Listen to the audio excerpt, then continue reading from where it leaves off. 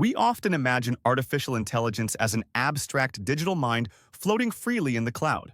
But in reality, it is physical infrastructure forged in massive energy-hungry data centers owned by just a few players. Decades ago, this research began in university labs with public funding and academic ideals. Today, the balance of power has shifted entirely to private corporations with incredibly deep pockets. Global investment in artificial intelligence is projected to hit nearly $500 billion in 2025 alone. This massive influx of capital is quickly turning the entire industry into a winner-takes-all arms race. The true gatekeeper of this revolution is actually a hardware company called NVIDIA. They currently control over 90% of the market for the specialized chips required to train these models. Tech giants are hoarding hundreds of thousands of these expensive H100 processors.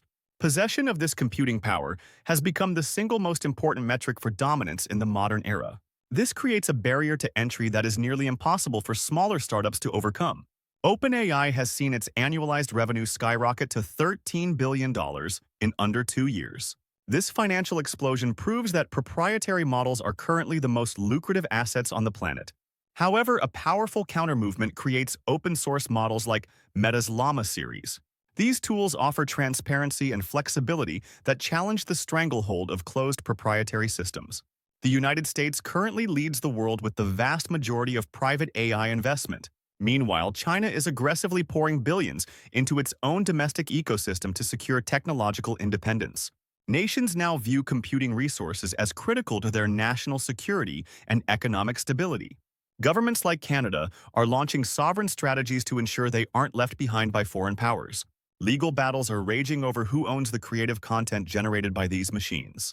Without meaningful human input, the U.S. Copyright Office says AI work currently cannot be protected. The secret ingredient for these models is vast amounts of scraped internet data. New regulations may soon force companies to disclose exactly what they fed their algorithms. Europe is leading the charge with the comprehensive EU AI Act coming into effect. Their goal is to create accountability frameworks without stifling the rapid pace of technological innovation.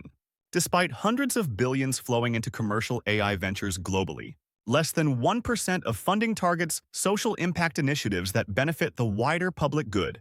So who really owns artificial intelligence right now? It is currently the property of those few entities who possess the most computing power and the largest datasets. The future depends on whether we treat this technology as a private goldmine, or whether we govern it as a shared public utility for the benefit of everyone.